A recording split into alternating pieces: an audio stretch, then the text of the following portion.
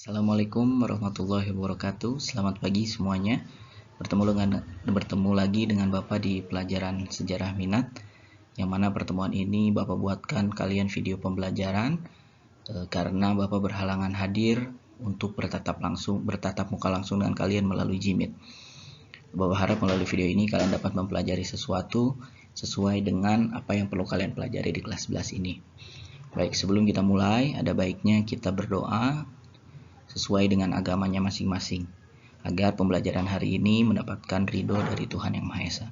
Berdoa, dipersilahkan. Amin. Bapak ingin menyampaikan mohon maaf apabila Bapak tidak bisa bertemu langsung dengan kalian, karena seperti yang Bapak bilang minggu kemarin bahwa Bapak ada kepentingan untuk mengikuti program profesi guru, yang mana hal itu menyebabkan Bapak tidak bisa bertemu langsung dengan kalian melalui Gmeet dalam beberapa waktu ke depan. Tapi sebagai gantinya Bapak buat video ini agar kalian tidak tertinggal dalam penjelasan yang ada tentang materi di kelas 11 ini. Di kelas 11 ini kalian akan mempelajari sebanyak 4 KD. Nah, yang sekarang akan kita pelajari adalah KD pertama, yaitu mengenai kerajaan-kerajaan maritim di Indonesia pada masa Hindu-Buddha. Kompetensi dasar dari segi pengetahuan dan keterampilan itu sama, yaitu tentang kerajaan-kerajaan maritim yang ada di Indonesia pada masa Hindu-Buddha. Namun untuk segi pengetahuan, kalian diharapkan nanti mampu menyajikan hasil penalaran tentang kerajaan-kerajaan tersebut serta pengaruhnya dalam kehidupan masa kini. Bagaimana bentuk tugasnya, bagaimana bentuk proyeknya, nanti kita akan bicarakan di pertemuan-pertemuan selanjutnya. Hari ini Bapak akan menjelaskan dulu, yaitu salah satu kerajaan yang menjadi kerajaan di zaman Hindu-Buddha. Tujuan pembelajaran untuk KD ini adalah kalian diharapkan mampu untuk menganalisis kerajaan-kerajaan maritim di Indonesia pada masa Hindu-Buddha dalam aspek sistem pemerintahan, sosial ekonomi, dan kebudayaan, serta, nah ini yang paling penting adalah pengaruhnya dalam kehidupan masyarakat Indonesia pada masa kini. Kenapa penting? Karena ingat, sejarah itu meskipun berbicara tentang masa lalu, tapi merupakan mata pelajaran atau ilmu yang sebenarnya itu selalu aktual. Kenapa? Karena fenomena di masa lalu sangat berpengaruh terhadap apa yang terjadi di masa kini. Oleh karena itu, kemampuan analisis kalian di kelas 11 ini perlu terus ditingkatkan agar mampu melihat makna daripada pembelajaran sejarah tersebut. Mungkin kalian tidak perlu ingat dengan nama-nama dan tahun dan sebagainya. Mungkin itu tidak akan berguna bagi kehidupan kalian. Tapi dengan kalian mengetahui bahwa ada sebab, ada akibat, maka minimal kalian bisa belajar dari peristiwa di masa lalu. Oke, itu tujuan pembelajarannya. Nah, Bapak akan menyajikan dulu peta konsep daripada si kerajaan Hindu-Buddha ini. Jadi, kalian mungkin masih ingat, masuknya kebudayaan Hindu-Buddha ke Indonesia itu dipengaruhi atau bisa dibilang faktornya begitu banyak kalau menurut teori masuknya Hindu-Buddha, gitu ya. Kita tidak akan mempelajari teorinya, kalian mungkin sudah belajar teorinya, ingat ya, ada teori Brahmana, ada teori Satria, Waisya, dan juga ada arus balik. Kita tidak akan berbicara itu, tapi dengan masuknya kebudayaan Hindu-Buddha ke Indonesia, maka hal itu menyebabkan pengaruh kebudayaan Hindu-Buddha itu masuk ke Indonesia. Oke. Nah, salah satu pengaruh kebudayaan Hindu-Buddha itu adalah jaringan perdagangan dan pelayaran Nusantara menjadi semakin berkembang. Kenapa seperti itu? Karena adanya proses interaksi antara masyarakat Hindu-Buddha dengan masyarakat lokal kita. Nah, setelah proses interaksi tadi, maka apa yang terjadi adalah adanya akulturasi kebudayaan Nusantara. Oke, dengan Hindu-Buddha. Hasil daripada akulturasi tersebut adalah berupa sistem pemerintahan, kehidupan sosial, ekonomi, serta kebudayaan. Nah, pengaruh daripada si jaringan perdagangan ini dan hasil akulturasi tersebut pada akhirnya memunculkan sebuah sistem sesuatu yang baru bagi masyarakat Indonesia, yaitu adalah bentuk pemerintahan berbasis kerajaan. Nah, itu yang akan kita pelajari. Jadi bisa disimpulkan bahwa kerajaan maritim di Indonesia itu merupakan pengaruh terbesar dari kebudayaan Hindu yang berakulturasi dengan kebudayaan lokal kita. Gitu ya. Baik, lanjut. Nah, kerajaan-kerajaan maritim di Indonesia pada masa Hindu-Buddha ini memiliki karakteristik.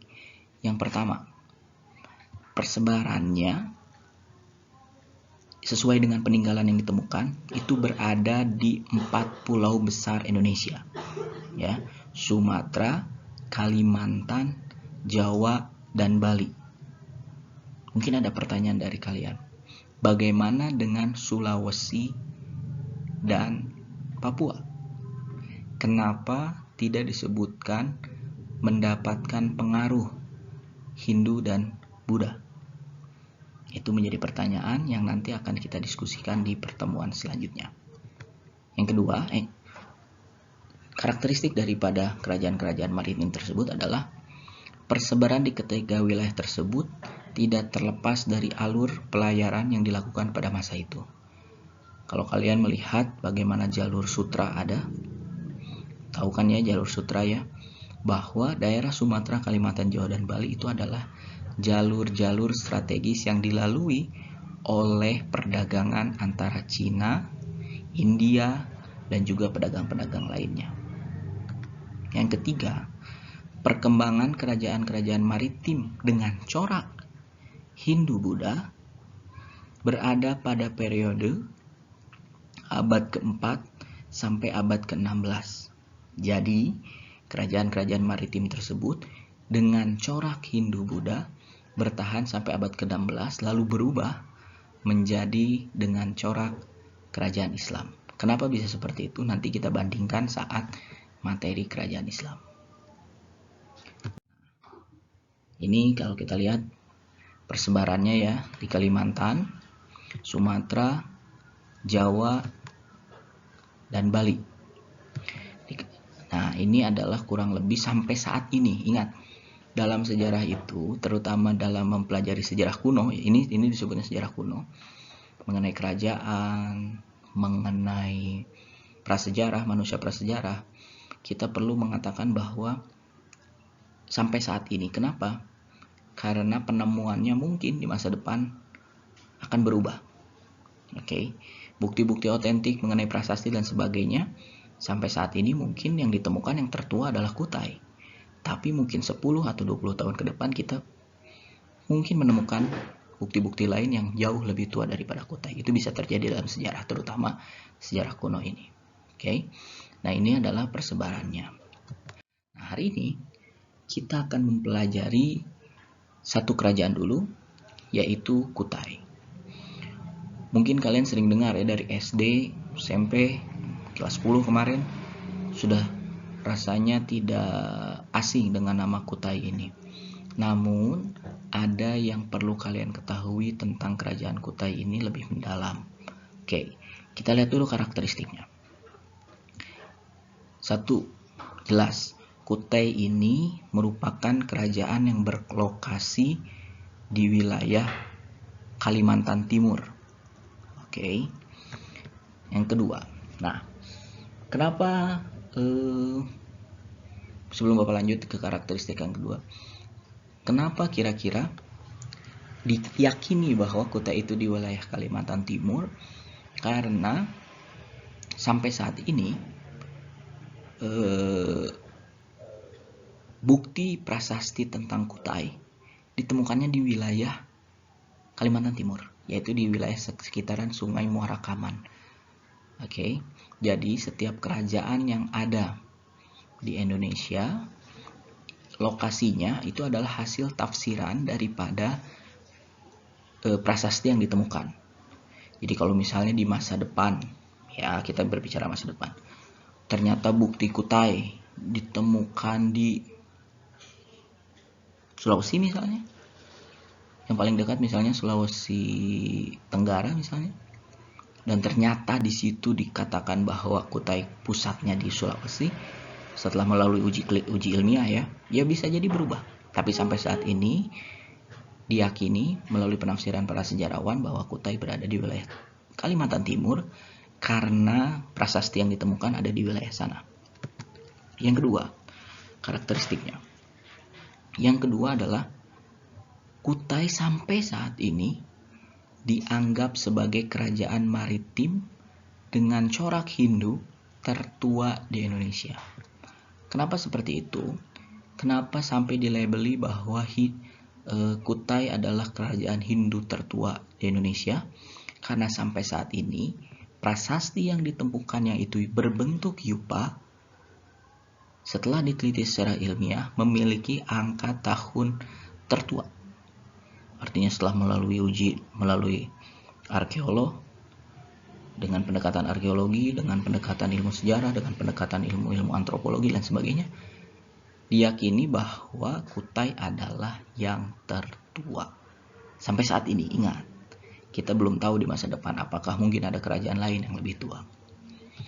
Karakteristik yang ketiga, nah ini mungkin kalian tahu ya, sekarang ada Kutai Kartanegara. Oke, salah satu wilayah di Kalimantan. Mungkin kalian akan kebingungan apakah Kutai tersebut berhubungan dengan Kutai yang sedang kita pelajari. Ternyata hal tersebut adalah sesuatu yang berbeda. Mungkin secara wilayah ya sama di Kalimantan Timur, tapi secara kerajaan Kutai Hindu yang coraknya Hindu dengan Kutai Kartanegara yang coraknya Islam itu tidak memiliki hubungan satu sama lain. Kutai Hindu biasanya disebut dengan Kutai Martadipura. Oke. Sedangkan kalau Kutai dengan bercorak Islam namanya adalah Kutai Kartanegara. Nah, kenapa mereka berbeda? Karena dilihat dari angka tahun. Kutai dengan bercorak Hindu itu diyakini berkembang sekitar abad ke-4 sampai abad ke-5 lah kurang lebih. Sedangkan Kutai Kartanegara muncul dan berkembang baru abad ke-14, sekitar 100 tahun bedanya. Apakah secara genealogis ada hubungan atau tidak, sampai saat ini belum ada penelitian lebih lanjut apakah raja-raja di Kutai Kartanegara yang bercorak Islam itu berhubungan dengan raja-raja di Kutai yang beragama Hindu. Sampai saat ini belum ada. Tapi dalam mindset kalian perlu dibedakan dulu antara Kutai yang bercorak Hindu dengan yang bercorak Islam. Lanjut. Nah, pertama yang akan kita pelajari adalah kehidupan politiknya. Cukup sederhana Kutai ini. Kenapa? Karena dari bukti yang ditemukan sampai saat ini, setidaknya hanya dijelaskan bahwa Kutai baru memiliki 3 raja. Oke, sampai saat ini, karena di dalam prasastinya hanya dijelaskan ada 3 raja yang berkuasa. Yang pertama adalah Kudungga, yang kedua adalah Aswawarman, merupakan anaknya dari Kudungga, serta cucunya dari Kudungga namanya Mulawarman. Oke, siapa Kudungga? Si Kudungga ini dianggap sebagai penguasa lokal. Oke, jadi orang Indonesia asli yang berkuasa di wilayah sekitaran Sungai Muara Kaman. Ingat, belum menjadi sebuah kerajaan. Setelah dia mendapatkan pengaruh dari kebudayaan Hindu, maka lambat laun kepemimpinan yang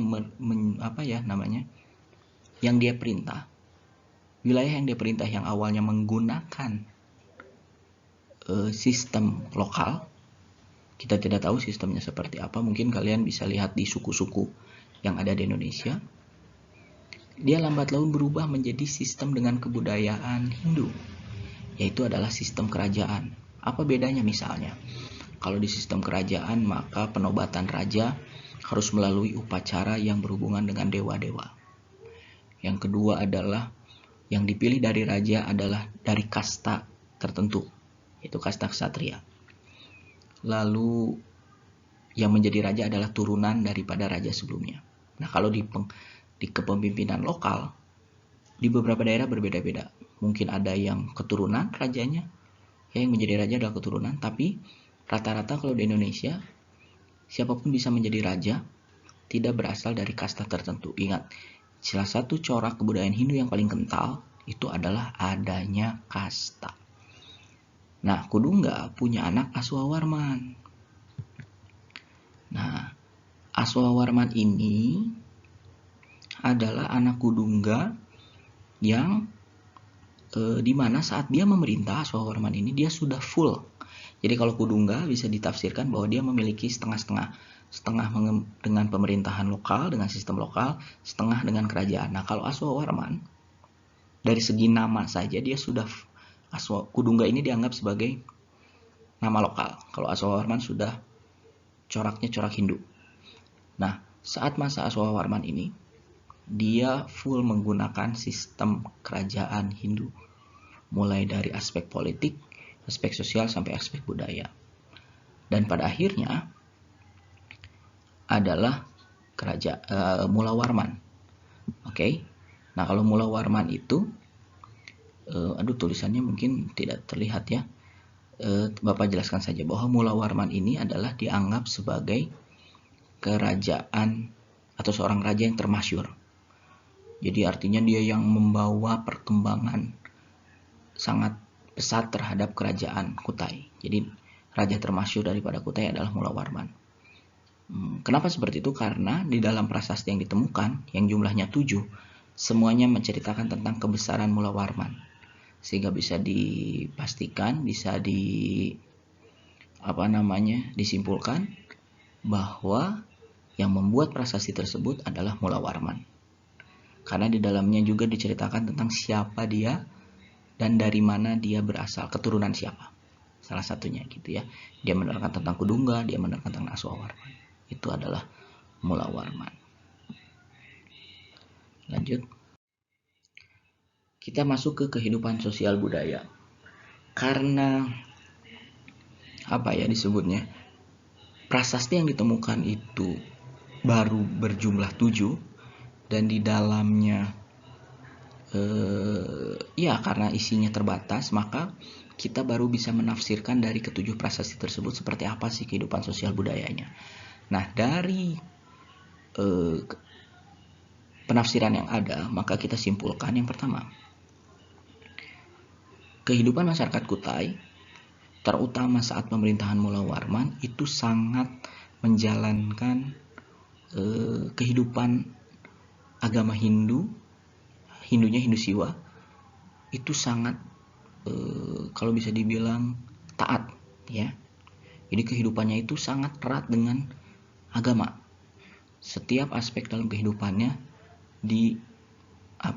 dihubungkan dengan kehidupan agama. Yang paling terlihat adalah ditafsirkan bahwa adanya sebuah lapangan luas tempat pemujaan Dewa Siwa bernama, kalau ditulisnya dalam bahasa India itu Frapakeshvara, tapi kita bacanya Waprakeswara. Gitu. Ya. Inilah salah satu bukti bahwa kehidupan masyarakat itu bisa dibilang taat ya, di bawah Mulawarman ya. Di bawah Mulawarman taat dengan agama Hindu yang dibawa oleh leluhurnya Mulawarman.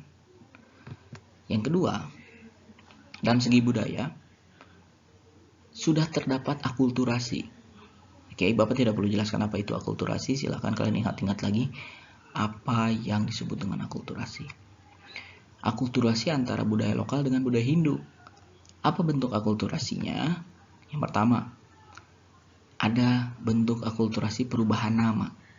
Oke, dari Kudungga berubah menjadi yang bercorak lokal ya, berubah menjadi Aswawarman dan Mulawarman. Hal ini artinya ada kebiasaan yang berubah.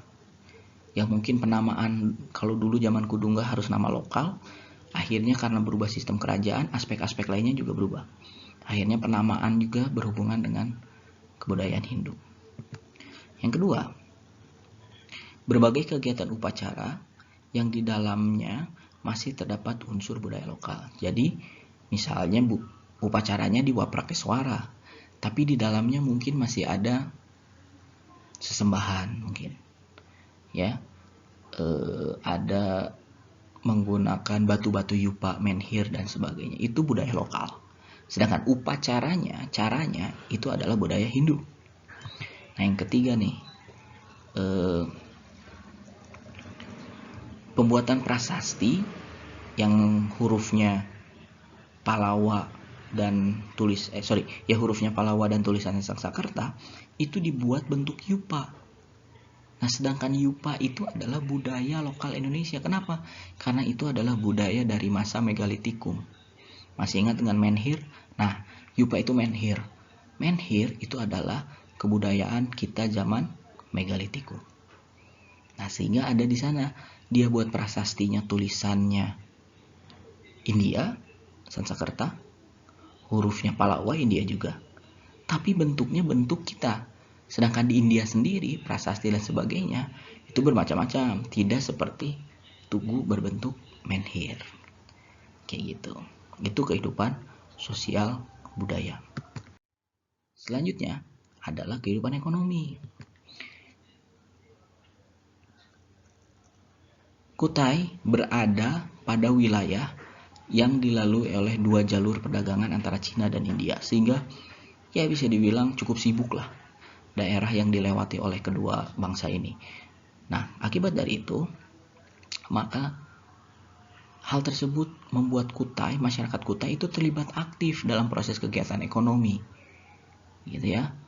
Bisa jadi dia karena tempat singgah misalnya, sehingga dia menyiapkan barang-barang, bertukar barang barter dan sebagainya. Bisa jadi dia penyedia barang-barang lokal untuk dibawa oleh pedagang internasional. Pokoknya aktif dalam kegiatan ekonomi. Hal itulah yang menyebabkan yang pertama, menjadikan wilayah Kutai memiliki peninggalan budaya baik secara materi itu artinya terlihat, ada bentuknya, maupun imateri, berbentuk misalnya kepercayaan dan sebagainya dari kebudayaan luar negeri, terutama India.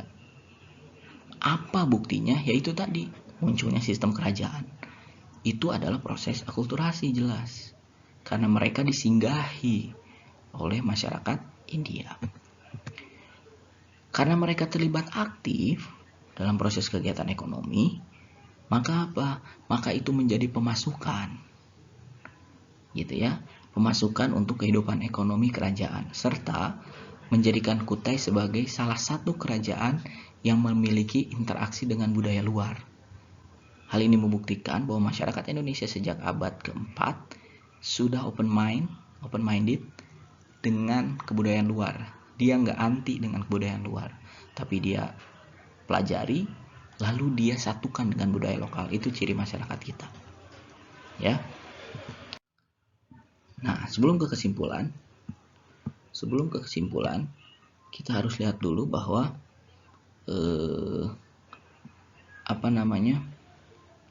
ada hal-hal yang cukup menarik dari Kutai ini. Yang pertama adalah wilayah Kalimantan Timur artinya sudah tersentuh oleh budaya luar sejak dulu. Kalau sudah tersentuh oleh budaya luar, maka adanya pola pikir masyarakat yang terbuka. Oke. Kalau kita lihat pengaruhnya pada masa kini, maka dilihat dari situ bahwa orang-orang Indonesia itu tidak anti dengan budaya luar, tapi mereka selektif, lalu memasukkan unsur-unsur budaya luar tersebut kepada budaya lokal, dan mereka melakukan pencampuran, akulturasi, dan menghasilkan budaya baru. Seperti itu ciri khasnya. Nah, kita sudah sampai ke kesimpulan. Maka, apa yang bisa kita pelajari dari Kutai ini? Kesimpulannya adalah, yang pertama, Kutai ini, ingat, adalah kerajaan yang dianggap sebagai kerajaan dengan corak Hindu tertua sampai saat ini. Itu dia, tertua. Ya, kenapa? Karena si prasastinya umurnya tua. Ya, angka tahunnya setelah diperiksa memang abad keempat. Gitu. Kesimpulan yang kedua, ini yang paling penting, bahwa adanya unsur akulturasi yang sangat kental dalam kehidupan kerajaan, baik dilihat dari aspek politik, tadi ya sistem pemerintahan dari lokal Sikudungga, berubah menjadi sistem kerajaan yang ada protokolernya dan sebagainya. Mungkin zaman Kudungga raja itu sangat terbuka terhadap masyarakat, tapi zaman kerajaan sudah masuk budaya Hindu itu nggak bisa. Raja itu punya pembatas karena dia kastanya lebih tinggi. Aspek sosial menjadi lebih taat, masyarakat yang taat terhadap kebudayaan Hindu maupun dari budaya yang tadi ya adanya akulturasi dari segi upacara, membentuk prasasti dari bentuk menhir dan sebagainya. Yang ketiga, Kutai itu menjadi kerajaan yang dengan ciri sudah memiliki interaksi aktif dengan budaya luar. Karena apa? Karena mereka berada di jalur persinggahan perdagangan antara Cina dan India. Menyebabkan mereka lebih open mind, lebih terbuka dengan budaya luar. Nah, ini adalah evaluasi untuk hari ini. Setelah kita mempelajari tadi, maka kalian perlu mengerjakan 3 soal ini yang nanti kalian kerjakan dalam Microsoft Word. Ingat, Bapak minggu kemarin sudah menjelaskan ciri-ciri tugas yang akan Bapak nilai dengan baik adalah salah satunya mengikuti instruksi yang ada. Dengan Microsoft Word, dalam Microsoft Word dengan huruf Times New Roman ukuran 12. Kumpulkan di link Gform yang sudah Bapak berikan di grup WhatsApp sebelumnya, ya, yang tadi pagi Bapak berikan. Nah, ini 3 soal yang perlu kalian analisis. 3-tiganya adalah tidak ada yang hafalan, tapi adalah bentuk analisis semua. Yang pertama adalah jelaskan bentuk akulturasi. Tadi Bapak sudah menjelaskan banyak. Lalu, kira-kira kenapa sih masyarakat masa lalu tuh dapat menerima masuknya unsur budaya baru? Padahal kan mereka secara, kita nggak tahu ya. Kalau kita sekarang mungkin mencari informasi tentang budaya baru itu gampang dan kita bisa memilih dan memilah. Coba zaman dulu kita nggak tahu bagaimana cara mereka kok bisa nerima masyarakat yang baru mereka kenal. Yang ketiga, kan mereka tuh open minded ya, gampang menerima masuknya unsur budaya baru. Apakah masyarakat Indonesia juga kayak gitu nggak masa kini? Nah, coba kalian berikan gambaran bagaimana hal tersebut adanya, gitu ya. Baik, itu saja untuk hari ini. Kalau ada pertanyaan silahkan kemukakan atau bisa WhatsApp Bapak, ya. Boleh private chat atau lewat grup kelas. Itu saja penjelasan Bapak. Semoga kalian dapat mengikuti video ini dengan baik. Bapak mohon maaf belum bisa bertemu secara langsung dengan kalian, tapi Bapak harap melalui video ini kalian bisa belajar dengan materi yang sesuai yang harus kalian pelajari di kelas 11 ini. Itu saja untuk hari ini. Terima kasih banyak. Semoga kalian sehat selalu.